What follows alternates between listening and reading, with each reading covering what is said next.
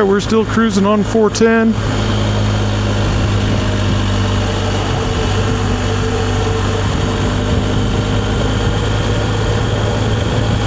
Just having fun.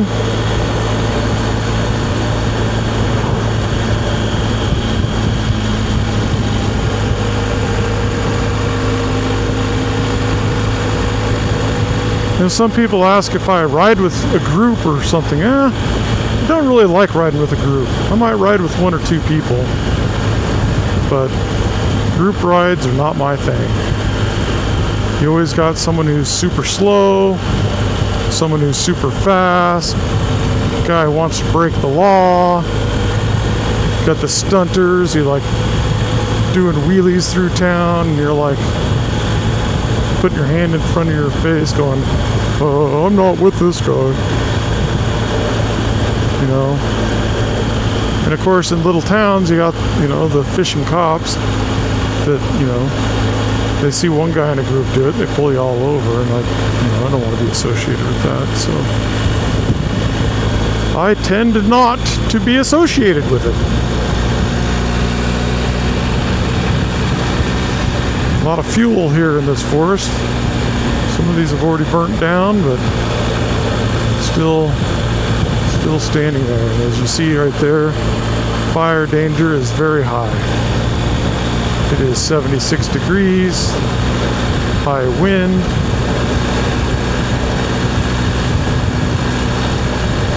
Campfires are banned at the moment. Cannot have campfires in the forest in Washington right here. Use a cook stove, no campfires. Of course, most people don't go real camping anyway. They bring around those little single wides with them, or they get around into one of these adventure vans.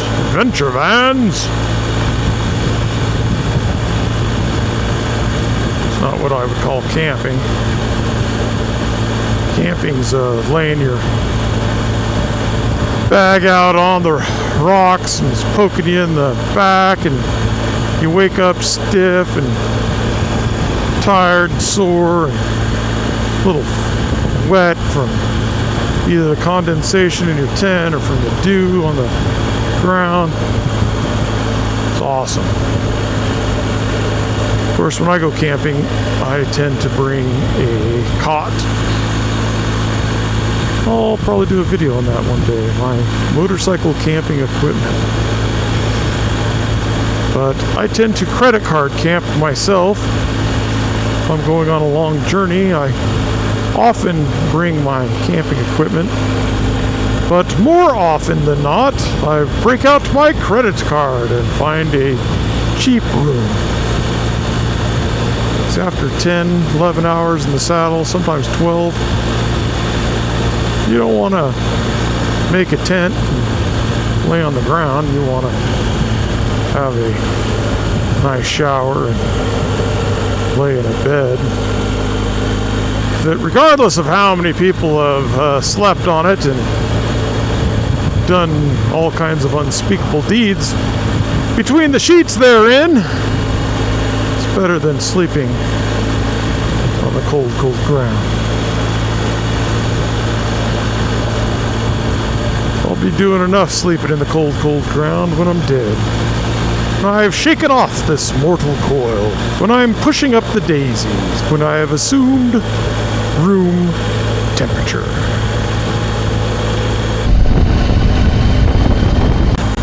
All right. We're still cruising on 410. Lots of potholes. Thankfully, they've been kind enough to spray paint around a lot of them. Not all of them. The river here on this side of the mountain is nice and clear. It's the kind of rivers that you want to go out and just put your feet in.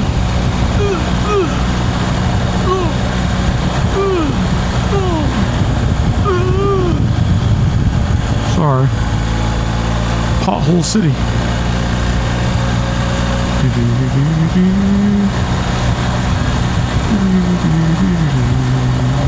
Starting to get warmer as we go east. Of course, eastern Washington is a high desert. We are nearing 79 degrees, and I wouldn't be surprised if we hit 80 in the next few miles.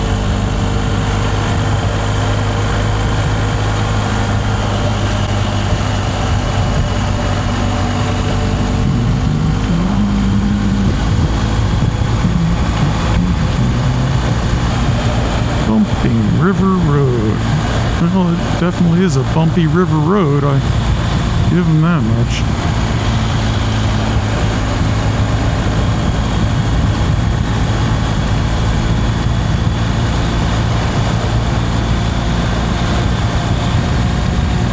We are 48 miles west of Yakima.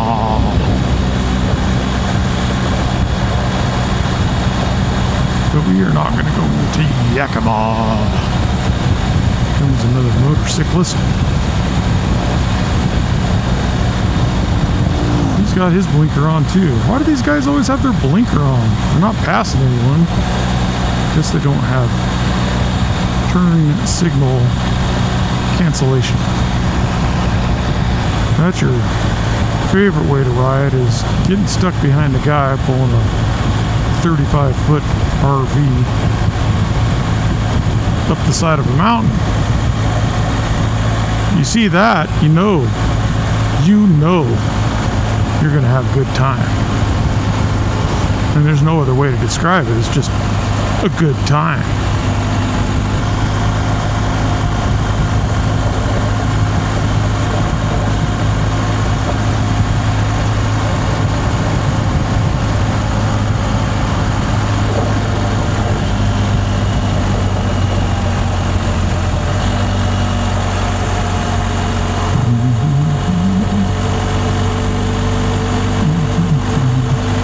Beautiful.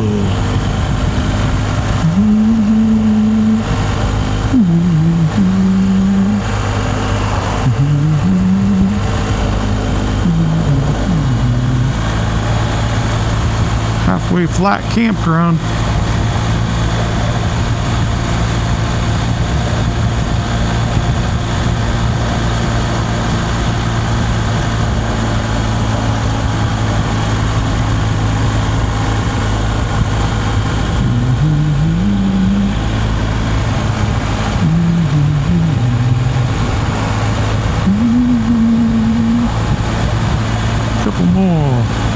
Motorcyclists, Harley riders, a lot of Harley riders in this state. You ever get a song stuck in your head? You just keep humming it over and over again. I have a tendency to do that.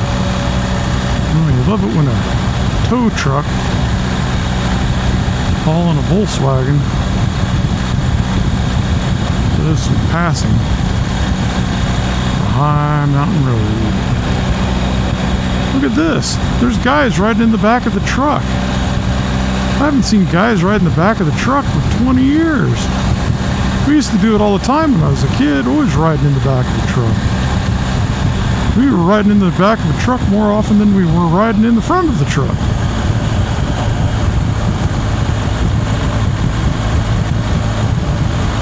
Quite dangerous, which is why most people don't do it anymore. A little bounce and out you go.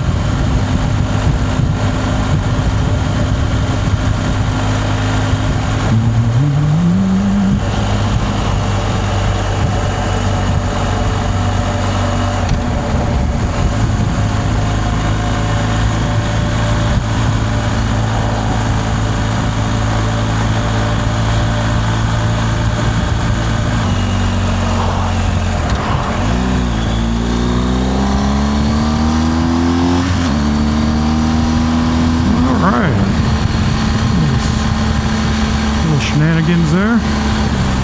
Bunch of little kids out there on the river. That's nice. That's one of my fondest memories, going up the river. I grew up in a beach town where we had a beach and the river. Beach was usually cold and foggy. River was sunny and warm, and you could swim in the river. So that's what we tended to do.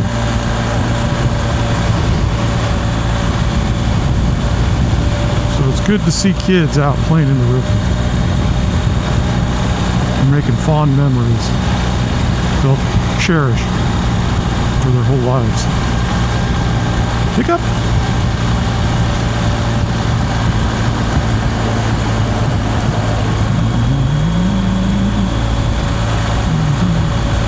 Old River Road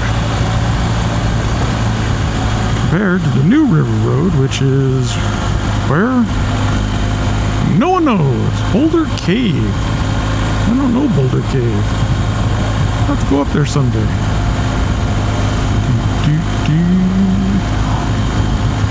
Oh, we got a speed limit reduction here.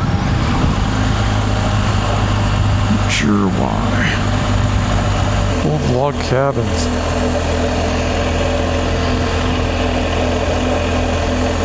Must be fun to live up here on the river. These are likely retirement homes or vacation homes, but some of them are pretty cute. And here we have our last gas stop at $5.79 for regular. Sounds like a deal, huh? Jeez. Charge you $5.79 for a gallon of gas. The heck do they charge you for a hamburger? Always wanted to live on a river. And then I see horrible stories about flooding like we've seen recently in Texas. And then I think, boy, I'm glad I don't live on a river.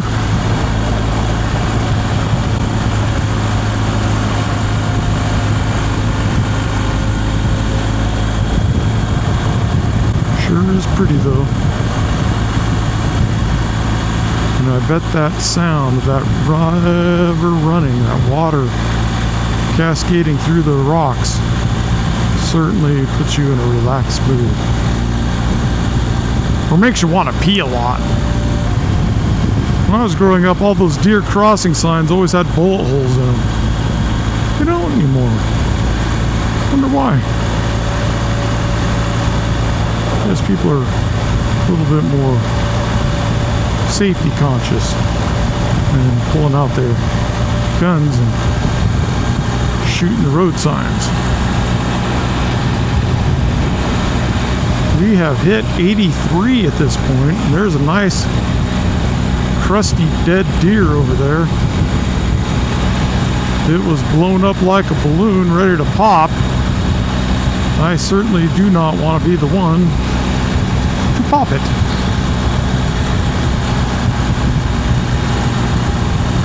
I can definitely feel the heat now.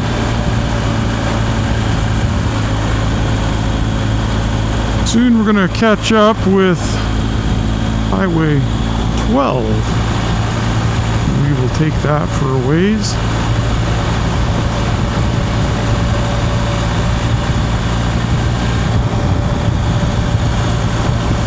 Neat little private bridge, little community over there. Be fun to be, especially in these hot summers over here.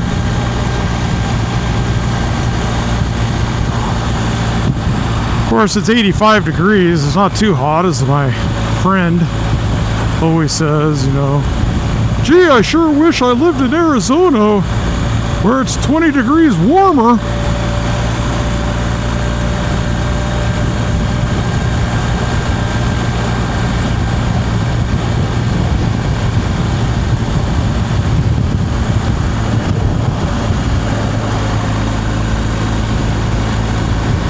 Lots of private bridges around here.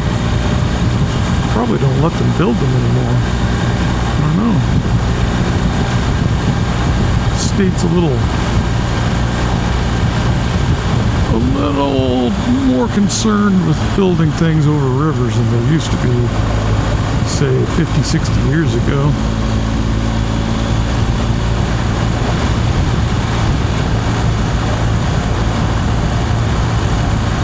Big pothole. Love a pothole going around the corner.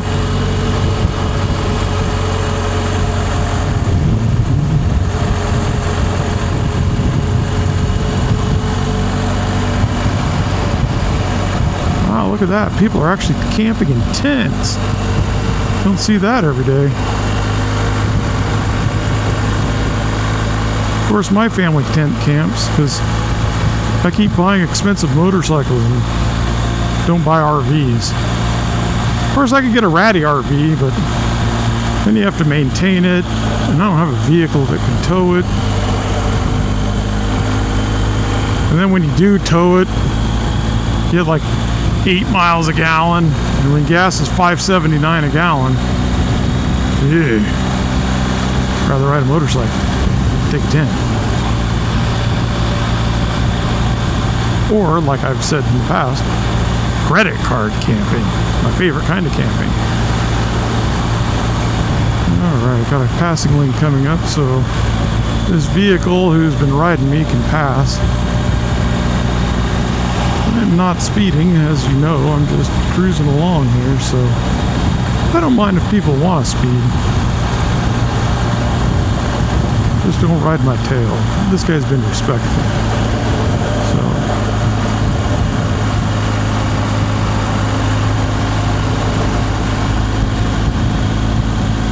fire department.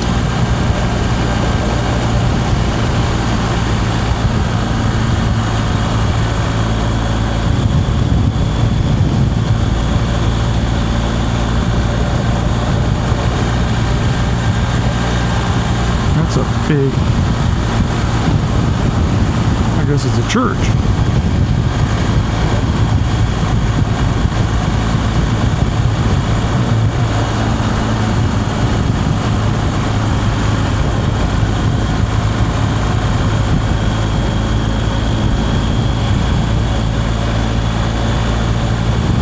Nile Road, you feel like you're in the Nile.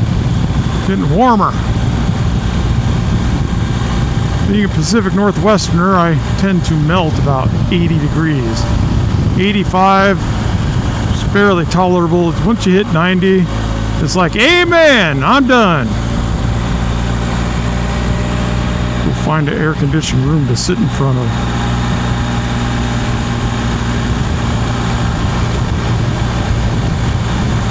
I have a ventilated jacket. I probably should have brought it. The thing with warm riding is that you're a warm-blooded animal. You know, human beings are warm-blooded mammals. So our bodies regulate our temperature at that 98.6 degrees or thereabouts. And so when it gets super, super hot, you know, if you cover up like a Bedouin or something like that, your body will regulate your temperature and keep you cool. So it seems odd to dress head to toe in leather gear, but, you know, I'm sweating around my neck, and every once in a while I just bend my neck down a little bit, get a little air going over that sweat on your neck, and it cools you right down. 85 is not 95, so it is still below body temperature. Still gets uncomfortably warm, but it's still below body temperature. Unless you have a fever. I'm hot-blooded, I'm hot-blooded. Me, I'm hot. I'm hot. Blood doesn't have anything to do with it. I'm hot-blooded, check it and see. I got a fever of 103. Come on, baby, you can do more than dance. I'm hot-blooded, I'm hot-blooded, yeah. As you can tell, we are now in central Washington. The trees have gotten smaller, further and fewer in between. The grass is significantly browner.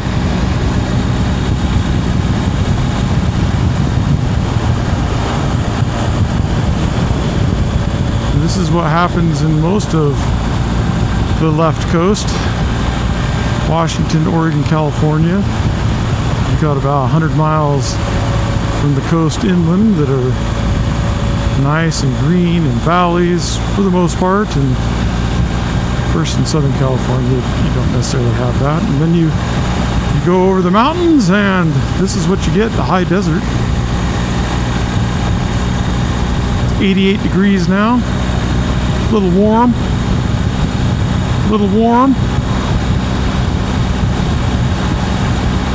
We're just cruising along. All right. It is now 90 degrees. 90 degrees. Too hot. My biscuits are burning. My biscuits are burning. The wind is picked up in this little canyon here. You can see we're driving through a canyon. Of course, the wind always blows in those canyons. But I believe my turn off is in 1 mile, because we are going to head back to the west side where it's cooler. We're going to take Highway 12 back, the White Pass. Enjoy our ride back. I believe we're going to take an old Forest Service road back. It'll be fun. Lovely bumps in the road.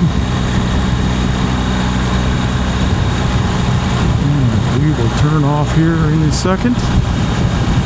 See our turn off. We'll be turning off here shortly.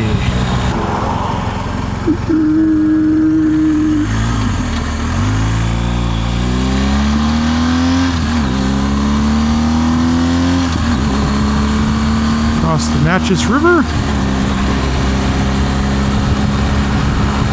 and up the other side.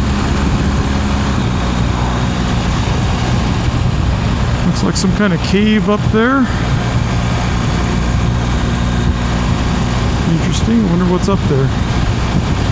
I, of course, am too fat, old, and lazy to climb up there and find out. But I would imagine that there might be some use from that. Native Americans from hundreds of years ago.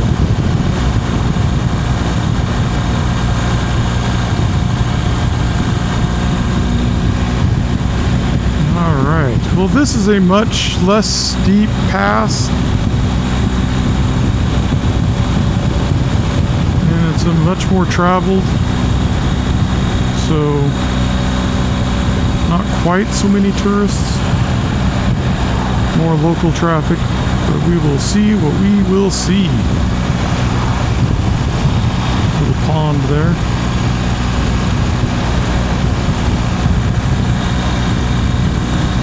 On the other side of that mountain where we just saw, we have the beautiful canyon.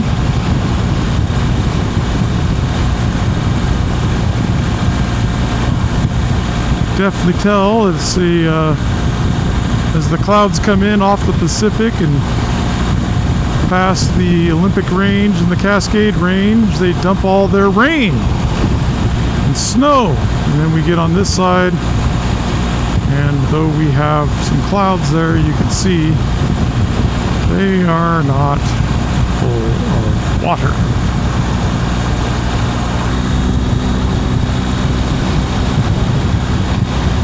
Going through this canyon, it's definitely windy.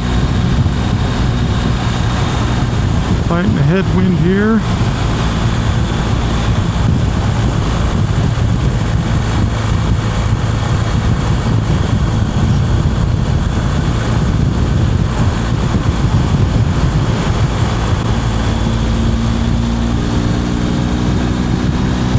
high fences here. Probably trying to keep elk and deer out of the road, or cattle for that matter.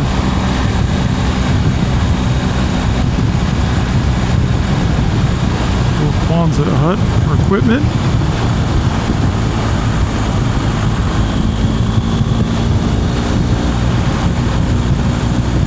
Got one of those hot rodder trucks, big RV on the back. Thinks he can do 90 miles an hour around the curves.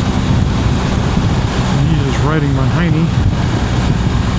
But he's got 5 guys riding him, and I'm riding 5 other guys, so they're all pretty much going the same speed. You can tell why they don't want any campfires here. Any errant spark would light up the side of this mountain. Something's dead around here. I could smell it. Is that me? Nope. Definitely something dead. You probably hit a deer or something rotted on the side of the road. I just didn't see it. In fact, you can see those trees were burnt. Do not know how recently that fire was. Been last year, 2 years ago, 3 years ago, 10 years ago. I don't know.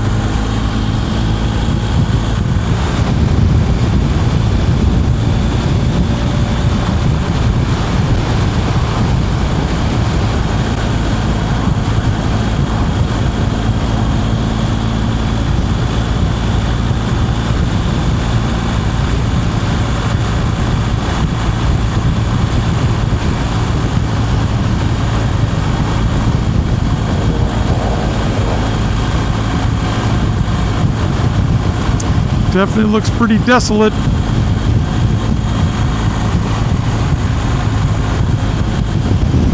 But even that couple miles back going west, you can see the greenery is starting to pick up.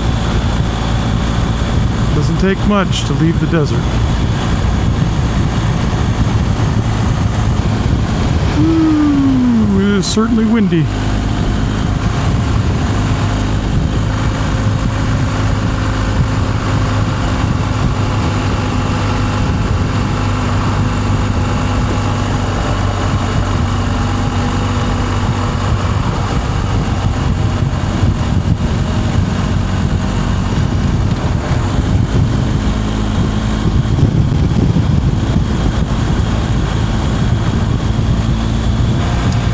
Okay, we are still driving on Highway 12, enjoying the twisties and the curvies.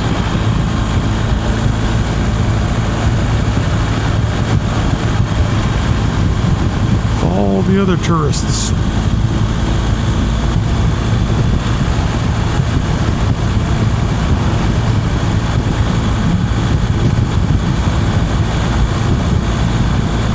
Like going into Mordor with all the burnt trees. Sneaking in. Going the back door to Mount Doom. No fellowship here. Just your humble wizard. Or prophet. Nope. Neither. Just a moto hobo. Hopefully we are still recording. I haven't checked my battery lately. We are at a big dam. Can't remember what the name of this dam is, but we're also going to go through a tunnel. Here we go. Dark in here, and a semi is coming. That's what we always want to see when we're in a tunnel, is a semi truck. And a couple lights.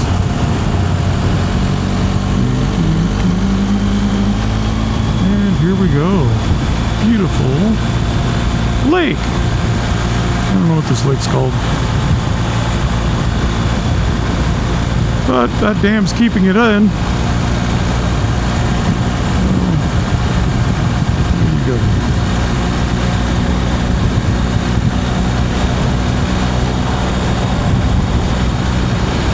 Maybe I'll put a little note on the screen telling you what the lake is. Great. The road is rough.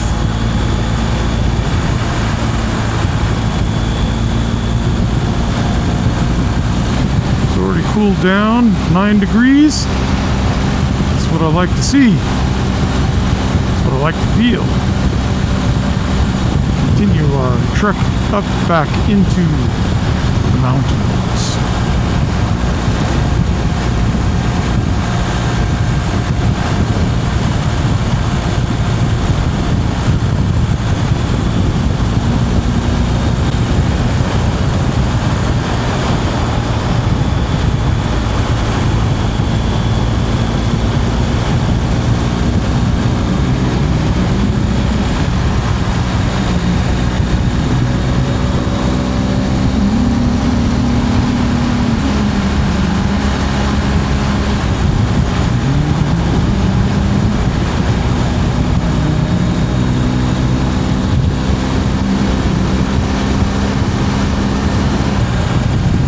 Little resort coming up.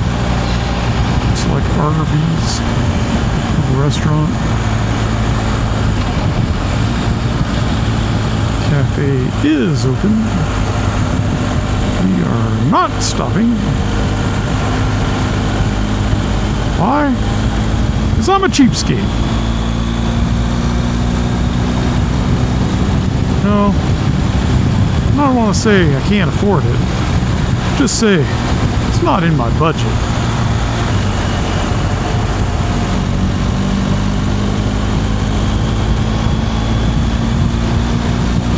See a lot more semi trucks on this road. They certainly are not on 410, but they are on 12.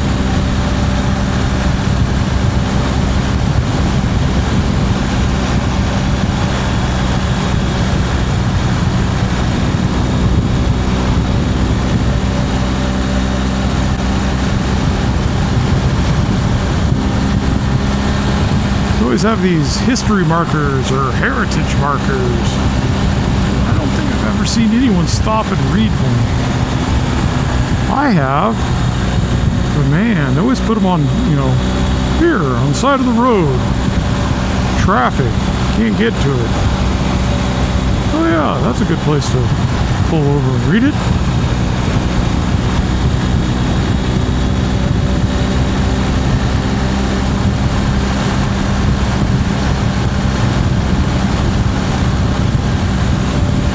Like we're getting close to the end of the lake.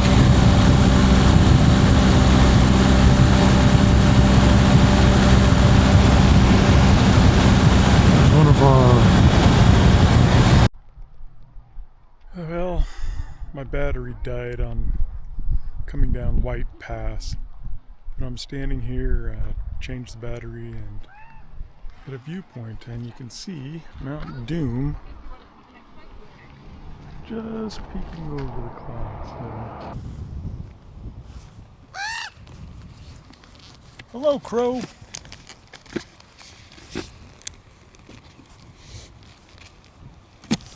Let's go take a look.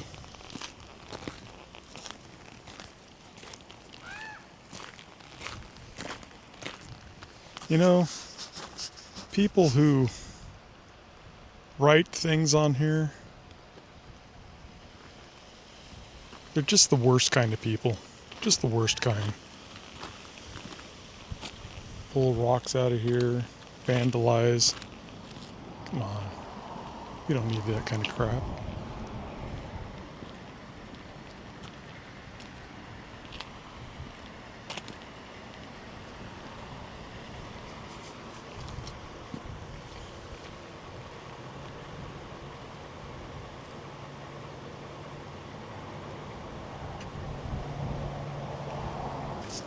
Well, there she is. Mount Doom. Let's continue our journey.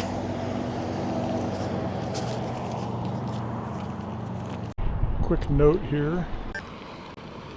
You can see that There are probably frequent landslides here. Some of those trees are just barely hanging on. I'm sure the state has to come through here every year and sweep off the rocks. Back to the bike. All right, we're back on the road where we're supposed to be. Unfortunately, we missed the pass, White Pass,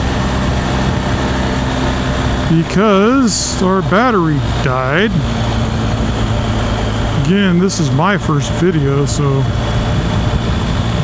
I don't know the limitations of this machine yet. Just in case you're curious, I'm using a DJI Osmo Action 5 Pro, which I know nothing about. But I do know that Mount Doom is in front of us. And we are at 73 degrees. And this road is sublime. If not, a little rough in places.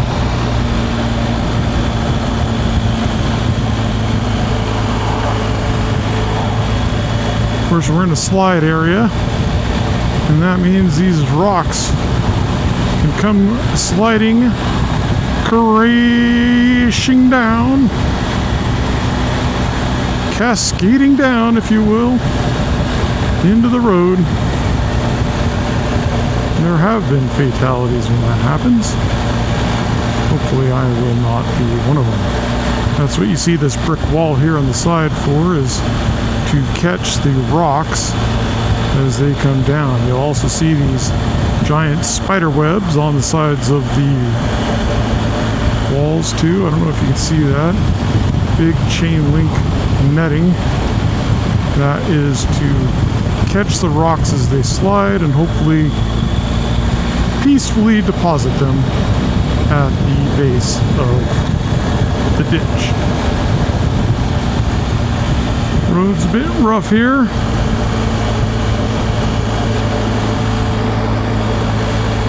Help if I put my springs a little stiffer. Nice thing about these BMWs is that they have modes in them that have these have electronic suspension, so therefore I can adjust the rate as I am driving. Again, I'm getting a sign here. It says motorcycles, rough road, use extreme caution, and I can see the road is very rough right here.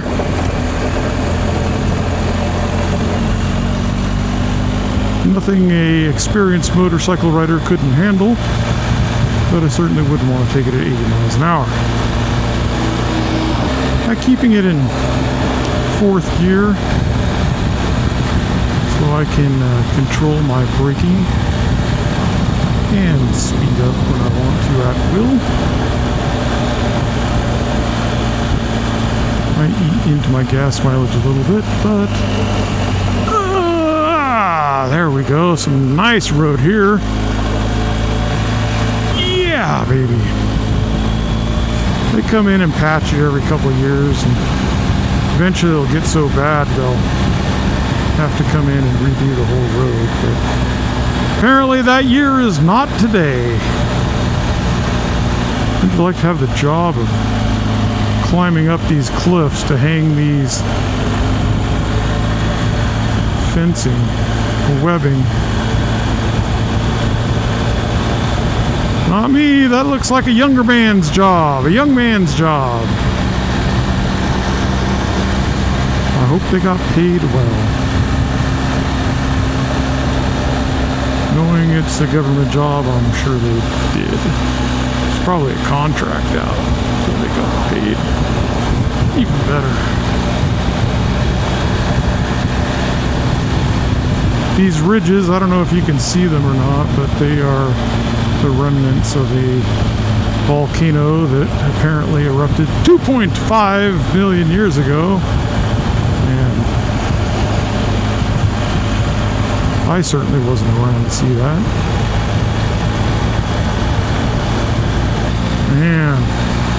This is why us motorcyclists love the Pacific Northwest. I can't emphasize that enough. I've gone through Nebraska. I've ridden through Kansas and Iowa and Indiana, and Florida, Louisiana. Holy boring. Texas. Took a day and a half to cross Texas. North Dakota. South Dakota had some roads at least the western part. Kind of like Montana. You don't realize how big Montana is till you ride across it. And you have I think Montana should be, split in two. You have good Montana and bad Montana. Or alternatively, pretty Montana and ugly Montana. Of course, there's always someone out there who loves the prairies and it's someone's home. So if I've offended you, tough. All right, let's continue our journey. There's the top of Doom. Crossing a ravine here.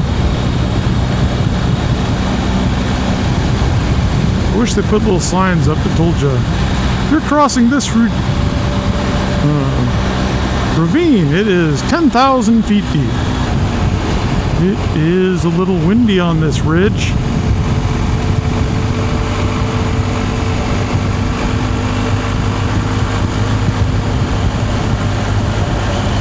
I haven't been on White's Pass for at least 10 years.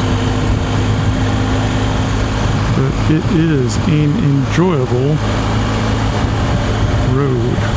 I encourage you, if you are in the Pacific Northwest, Washington State, to take Highway 410 and Highway 12 and just do a little loop like I'm doing, a little 4 to 5 hour jaunt, depending on how often you stop, how fast you're going, how much traffic is there, and enjoy the scenery. Is this a road for beginners?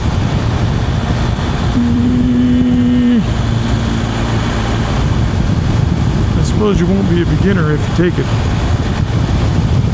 You'd be pretty experienced. But there are some technical turns here. There are some road variations you need to be aware of, and of course always have to be on the lookout for various animals that will come in front of you, including the four-legged and two-legged kind. By two-legged, of course, I mean people, and of course, Sasquatch. Bigfoot.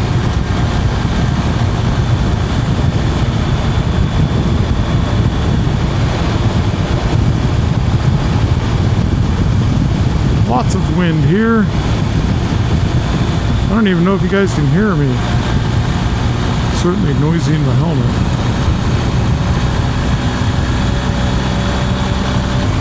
Well, we're entering beautiful Packwood, Washington. They pack a lot of wood here.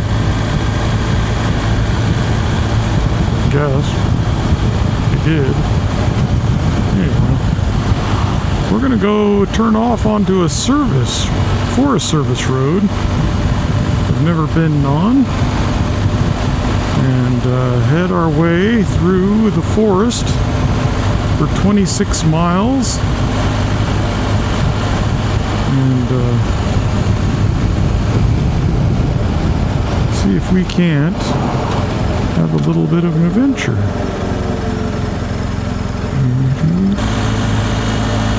Oh man, they put their VW up there. Ooh, no shooting zone.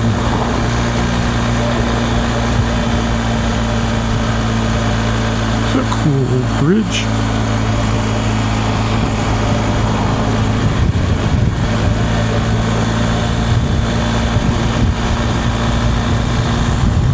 up through the mountains here. Gonna start hearing the banjos playing. That's okay. I like banjo music. We're just cruising along here in the forest.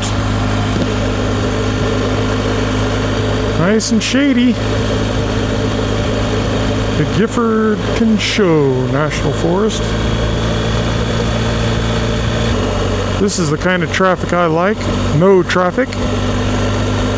Speed limit's 35. I have no reason to speed. So we're just cruising through the forest. As these Forest Service roads get narrow, hopefully someone will respect the road and not come barreling down here at 100 miles an hour in my lane. And then I end up dead in a ditch. No cell service. So anyway, we'll see. All right. Leaving the greenness. Maybe we'll come out the other side here.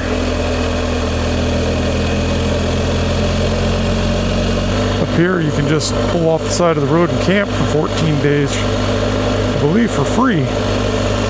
But you're packing in and packing out, and of course, no campfire, so we're going to go to Ashford.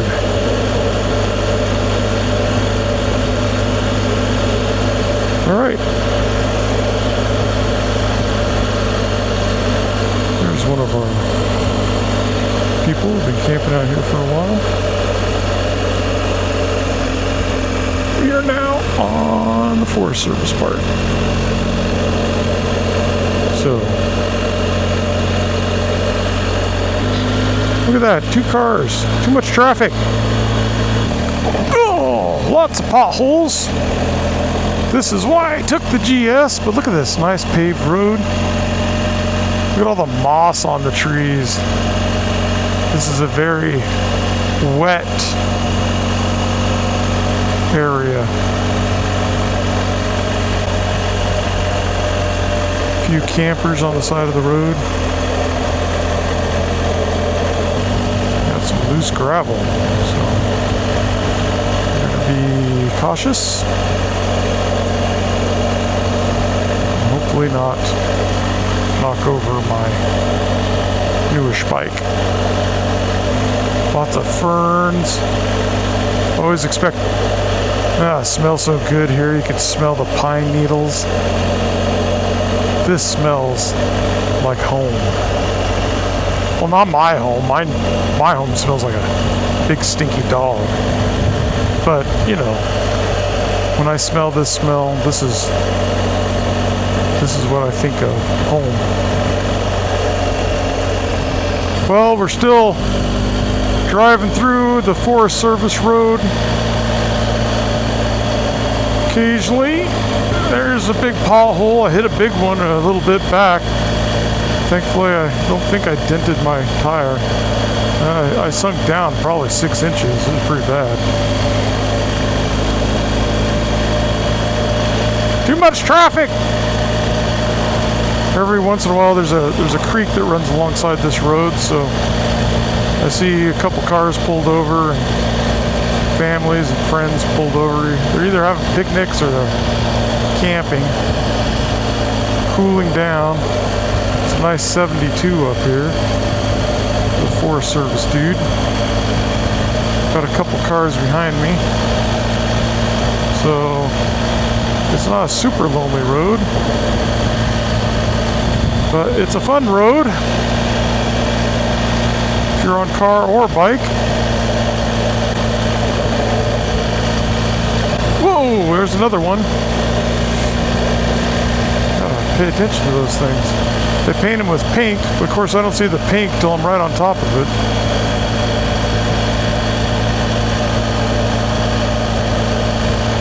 Anyway, we're about 14 miles outside of Ashford, Washington.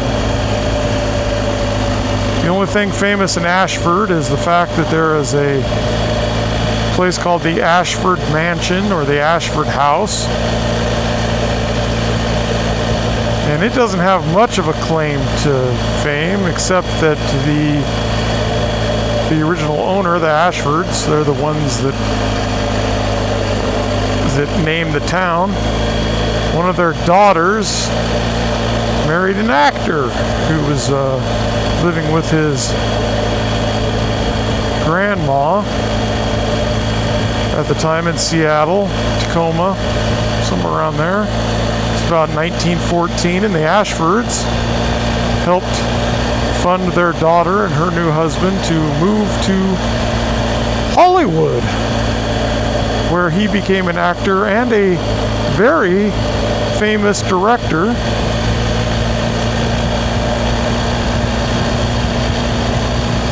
He was helped D.W. Griffith. He was the first assistant director on D.W. Griffith's Birth of a Nation. Very, very famous movie if you don't know it. And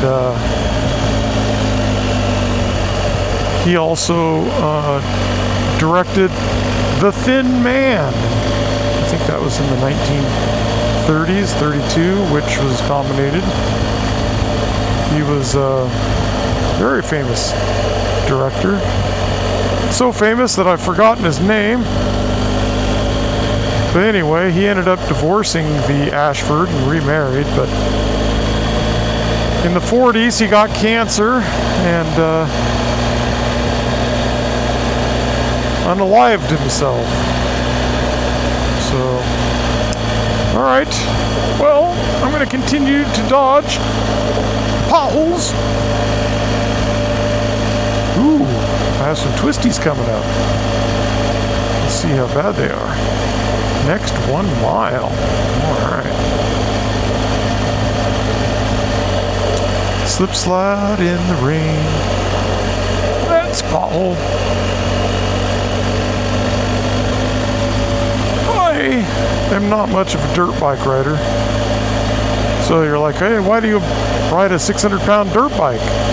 Well, it's more of a dirt road kind of fire road bike. There are certainly skilled riders who can take them off-road, but I'm certainly not one of them. I enjoy the power, the height I can see over traffic, and the nearly 8-gallon fuel tank. It's a very comfortable bike.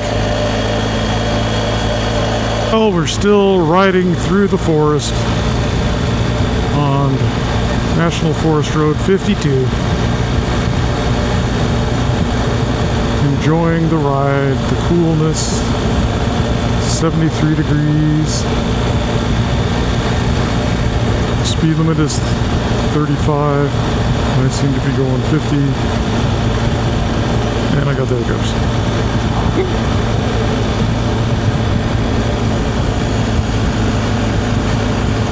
We're still 5 miles from nowhere. And when we get to Ashford, that's really nowhere either. I think there's maybe 300 people there. I don't even know if they have a store. It's just called Ashford. It might be a sign. I don't know. It's probably a gateway to Rainier National Park, so there might be some kind of services there, but my guessing not. And it looks like we are back to some kind of houses, because there is a school bus sign and I see some mailboxes and garbage cans. So we are back into, quote, civilization, unquote. Making our way home. In beautiful downtown Ashford.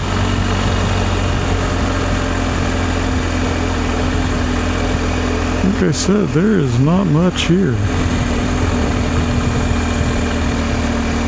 Some cool old general stores.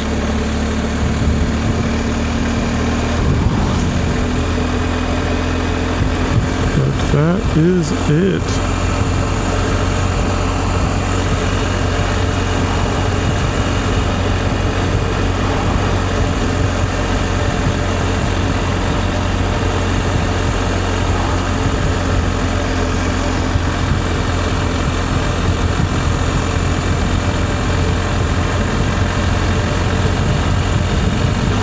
just need to figure out how to get home. Because frankly, I don't know. So, when I figure it out, I'll let you know. I just passed Elby. Elby's a cool little town. I wish I had turned the camera on for it. It's basically half the town is just a railroad graveyard. It's kind of cool. Got about an hour left to go on my ride home, 37 miles away. We're entering in the more traffic zone. I'll soon be hitting major traffic because it is 5 o'clock. And of course, rush hour traffic on a Friday afternoon is always, and I mean always, terrific. Alright, maybe it's not terrific. By terrific, I mean awful. But anyway, I'll let you know when we get back to the bumper to bumper. But in the meantime, I'm enjoying no traffic. Look at that, I even hit 6th gear. Not too bad. Alright, look at that beautiful lake.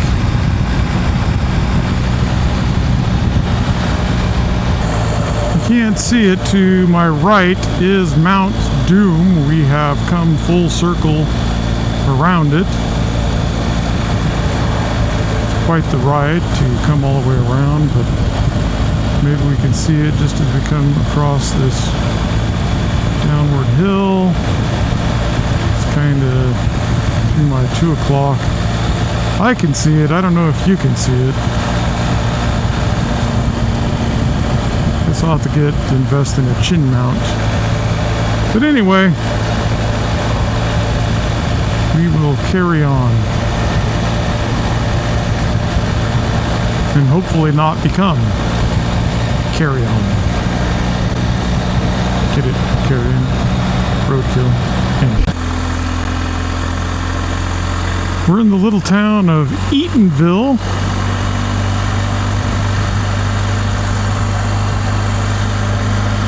It's about 27 miles south of my house. It's also where my pharmacy is for my drugs. For whatever reason, I have to buy them here and then they send them to my other pharmacy. I can't figure out why. But in any case, here we are, beautiful downtown Eatonville.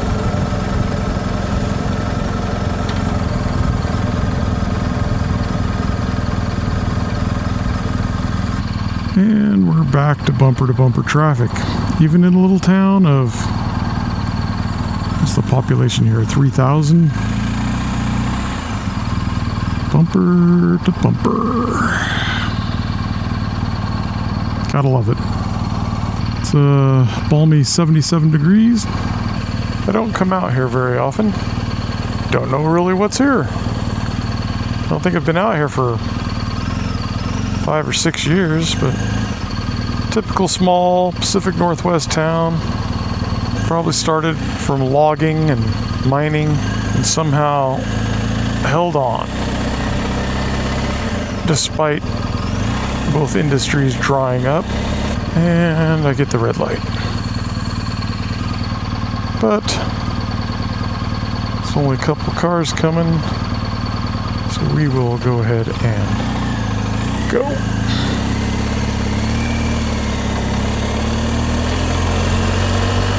Oh, road work. Expect delays.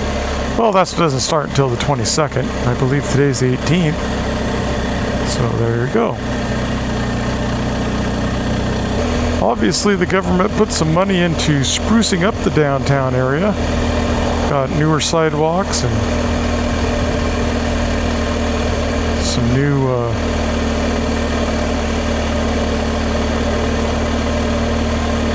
light poles, and looks like they're building some new apartments.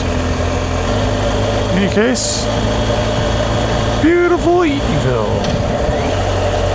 Historic Eatonville. I don't know what's historic about it, but there you go.